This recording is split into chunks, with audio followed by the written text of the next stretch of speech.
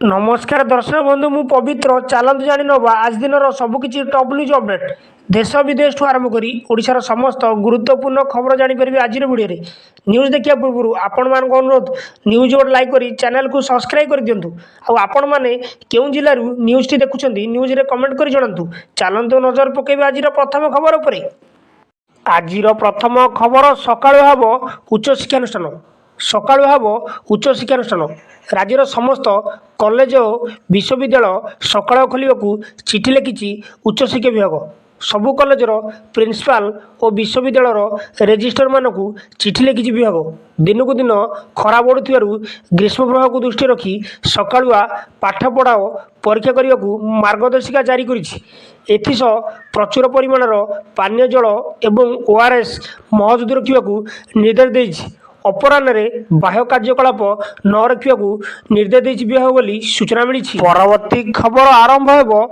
Subhadra plus योजना मुख्यमंत्री मोहन चरण माझी विधानसभा 2025-2026 आर्थिक वर्ष पर राज्य बजेट उपस्थान कर बजेट्रे महिला सशक्तिकरण उपर विशेष गुरुत्व दिखाई सरकार लोकप्रिय सुभद्रा योजनार परिसर वृद्धि करने को घोषणा कराई एथिपे आरंभ हो सुभद्रा प्लस योजना अधीन केतगुड़ी योजना कार्यकारी करा सुभद्रा योजना बजेट्रे मोट 10,145 कोटी टंकार व्यय बराद कराई महिला मानक निरापत्ता और सुरक्षा पाई सुभद्रा सुरक्षा योजना आरंभ करा योजना 153 कोटी टंकार व्यय बराद कराई बोली सूचना मिली। परवर्ती खबर अंगनवाड़ी पिलां खुशी खबर मुख्यमंत्री बड़ घोषणा मुख्यमंत्री कहते 2025 अगस्ट 15 तारिख सुधा राज्यर अंगनवाड़ी केन्द्र में नाम लेखाई 16,95,000 प्राक स्कूल पिला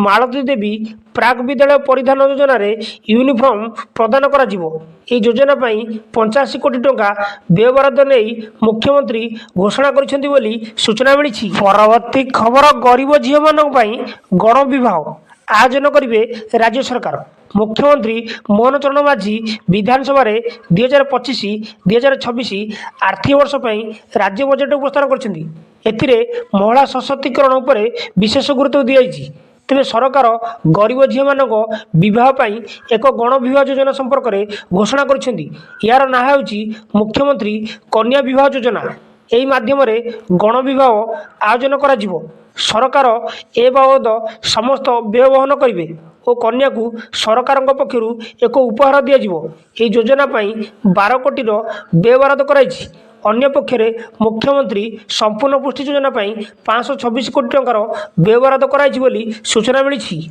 परवर्ती खबर आसंता काली ठारू आरंभ होउची प्लस 2 परीक्षा आसंता काली ठारू आरंभ होउची युक्त 2 परीक्षा प्रथम दिन विज्ञान छात्रछात्री मातृभाषा ओडिया विषय में परीक्षा देवे कला और वाणिज्य छात्रछात्री परीक्षा 19 तारिख आरंभ हो मार्च 27 जाए युक्त 2 परीक्षा चलने थिया बेले 1276 सेंटर रे परीक्षा देवे 3,93,618 परीक्षार्थी दिन 10टारू अपराह्न 1 जाए परीक्षा बोली सूचना मिली। परवर्ती खबर महाकुंभ बुड़ पकईले 53 कोटी श्रद्धालु महाकुंभ मेला उत्तर प्रदेशर प्रयागराज में प्रतिदिन श्रद्धालु संख्या बढ़िबार लगी प्रबल ट्राफिक जाम एवं बारंबार दुर्घटना सत्वे प्रयागराज में श्रद्धालु संख्या बढ़ी चली उत्तर प्रदेश मुख्यमंत्री योगी आदित्यनाथ आज कहते एपर्यंत त्रिवेणी संगम में 53 कोटी श्रद्धालु बुड़ पकईले यही प्रक्रिया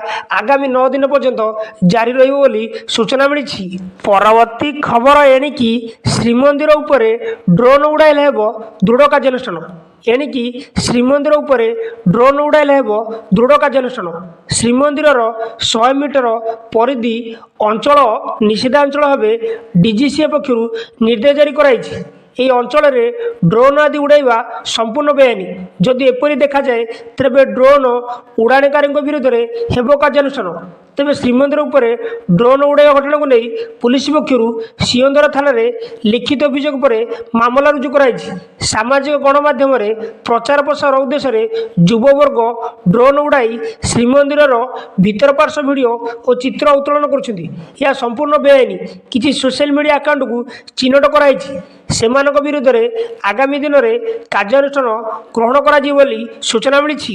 ପରବର୍ତ୍ତୀ ଖବର, ମନ୍ତ୍ରୀ ନିଜେ ମାନିଲେ ଧାନମଣ୍ଡିରେ ଚାଲିଥିଲା କଟନୀ ଛଟନୀ। ଧାନମଣ୍ଡିରେ ହେଉଥିଲା କଟନୀ ଛଟନୀ। ଯେଉଁ ଦୁର୍ନୀତିଖୋର ଅଫିସର ଏଥିରେ ସମ୍ପୃକ୍ତ ଥିଲେ ସେମାନଙ୍କ ବିରୁଦ୍ଧରେ ନିଆଯାଉଛି ଆକ୍ସନ। ଖୋଦ ଖାଦ୍ୟ ଯୋଗାଣ ମନ୍ତ୍ରୀ ଏକଥା ସ୍ୱୀକାର କରିଛନ୍ତି। ଏଥିସହ ମନ୍ତ୍ରୀ କହିଛନ୍ତି, ଗତ 24 ବର୍ଷ ଧରି ଯେଉଁ ବ୍ୟବସ୍ଥାରେ ଧାନ କିଣା ନାଁରେ ଚାଷୀଙ୍କୁ ଶୋଷଣ କରାଯାଉଥିଲା, ନୂଆ ସରକାର ସେଥିରେ ପୂର୍ଣ୍ଣଚ୍ଛେଦ ପକାଇଛନ୍ତି। ଚାଷୀଙ୍କ ଖାତାକୁ ଏବେ କୁଇଣ୍ଟାଲ ପିଛା ସିଧାସଳଖ 3100 ଟଙ୍କା ଦିଆଯାଉଛି। MSP 2300 ଟଙ୍କା ଏବଂ ସବସିଡି 800 ଟଙ୍କା ଦିଆଯାଉଛି। ସେପଟେ ରାୟଗଡ଼ାରେ ଏକ ସାଂଘାତିକ ଅଭିଯୋଗ ଆସିଛି ଯେ ଚାଷୀଙ୍କଠାରୁ ମିଲର୍ସମାନେ ଧାନ କୁଇଣ୍ଟାଲ ପିଛା 300 ଟଙ୍କା କାଟି ନେଉଛନ୍ତି ବୋଲି ସୂଚନା ମିଳିଛି। ପରବର୍ତ୍ତୀ ଖବର, ରୁଷିଆରେ ମହାତ୍ମା ଗାନ୍ଧୀଙ୍କ ଅପମାନ। ରୁଷିଆରେ ମହାତ୍ମା ଗାନ୍ଧୀଙ୍କ ଅପମାନ। ରୁଷିଆରେ ଏକ କିୟନ ବିହାରରେ ମହାତ୍ମା ଗାନ୍ଧୀଙ୍କ ଫଟୋ ରହିଥିଲା, ଯାହାର ଭିଡ଼ିଓ ସୋସିଆଲ ମିଡ଼ିଆରେ ଖୁବ୍ ଭାଇରାଲ ହେଉଛି।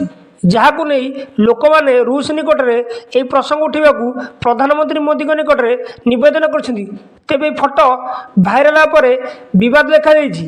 ଏ କମ୍ପାନୀ ବିୟର ନାମ ମଧ୍ୟ ମହାତ୍ମା ଗାନ୍ଧୀଙ୍କ ନାମରେ ରଖିଛି ବୋଲି ସୂଚନା ମିଳିଛି। ପରବର୍ତ୍ତୀ ଖବର, ଓଡ଼ିଶା ବଜେଟ୍ ନବମ ଶ୍ରେଣୀ ଛାତ୍ରଛାତ୍ରୀଙ୍କୁ ମିଳିବ ବାଇସାଇକେଲ। ବିଧାନସଭାରେ ସୋମବାର 2025-2026 ପାଇଁ ବଜେଟ୍ ଉପସ୍ଥାପନ କରିଛନ୍ତି ମୁଖ୍ୟମନ୍ତ୍ରୀ ମୋହନ ଚରଣ ମାଝୀ। ସରକାରକୁ ଆସିବା ପରେ ମୋହନ ସରକାରଙ୍କ ଏହା ହେଉଛି ପ୍ରଥମ ପୂର୍ଣ୍ଣାଙ୍ଗ ବଜେଟ୍। ଏଥର ବଜେଟ୍ ଆକାର 2,90,000 କୋଟି ଟଙ୍କା ରହିଛି, ଯାହାକି ପୂର୍ବ ବଜେଟ୍ ତୁଳନାରେ ଏଥର 18% ଅଧିକ ବ୍ୟବହୃତ କରାଯାଇଛି। ସମଗ୍ର ଶିକ୍ଷା ପାଇଁ 4,061 କୋଟି ଟଙ୍କା ବ୍ୟବହୃତ ହୋଇଛି। ଐତିହ୍ୟ ବିଦ୍ୟାଳୟ ପାଇଁ 60 କୋଟି ଟଙ୍କା ବ୍ୟବହୃତ କରାଯାଇଛି। ନବମ ଏବଂ ଦଶମ ଶ୍ରେଣୀ ପିଲାଙ୍କୁ ମଧ୍ୟାହ୍ନ ଭୋଜନ ମିଳିବ। ଏଥିସହିତ ନବମ ଶ୍ରେଣୀ ଛାତ୍ରଛାତ୍ରୀଙ୍କୁ ବାଇସାଇକେଲ ମିଳିବ ବୋଲି ସୂଚନା ମିଳିଛି। ଖବର, ଗରମରେ ଲାଗିବ ବ୍ରେକ୍। ଏସବୁ ଜିଲ୍ଲାରେ ବର୍ଷା ସମ୍ଭାବନା। କାଲିଠୁ ଗରମରୁ ମିଳିବ ଆଶ୍ୱସ୍ତି। ପଶ୍ଚିମ ଝଡ଼ ଆଣିବ ବର୍ଷା। ଭିଜିବ ଉତ୍ତର ଆଭ୍ୟନ୍ତରୀଣ ଓଡ଼ିଶା। ଘଡ଼ଘଡ଼ି ବିଜୁଳି ସହ ବର୍ଷା ନେଇ 6 ଜିଲ୍ଲାକୁ ୟେଲୋ ଆଲର୍ଟ ଜାରି କରିଛି ପାଣିପାଗ କେନ୍ଦ୍ର। ବର୍ଷା ସହ ପବନ ନେଇ ବି ସତର୍କ ଜାରି କରାଯାଇଛି।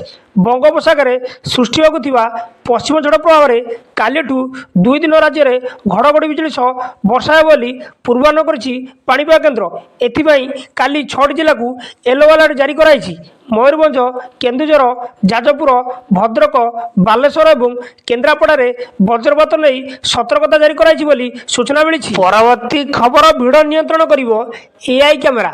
ଦିଲ୍ଲୀ ରେଳ ଷ୍ଟେସନ ଦଳାଚକଟା ଘଟଣା ପରେ ଆକ୍ସନ ମୋଡରେ ରେଳ ମନ୍ତ୍ରାଳୟ। ଏଣିକି ଭିଡ଼କୁ ନିୟନ୍ତ୍ରଣ କରିବାକୁ ବ୍ୟବହାର କରାଯିବ AI। ଏଥିସହ ଅନ୍ୟ କିଛି ଗୁରୁତ୍ୱପୂର୍ଣ୍ଣ ଦିଗକୁ ଧ୍ୟାନ ଦିଆଯିବ। ଭିଡ଼ ନିୟନ୍ତ୍ରଣ ପାଇଁ ସରକାର ପକ୍ଷରୁ ପଦକ୍ଷେପ ଗ୍ରହଣ କରାଯିବ। ଶନିବାର ନୂଆଦିଲ୍ଲୀ ରେଳ ଷ୍ଟେସନ ଦଳାଚକଟା ଘଟଣା ପରେ ସଜାଗ ରେଳ ମନ୍ତ୍ରାଳୟ।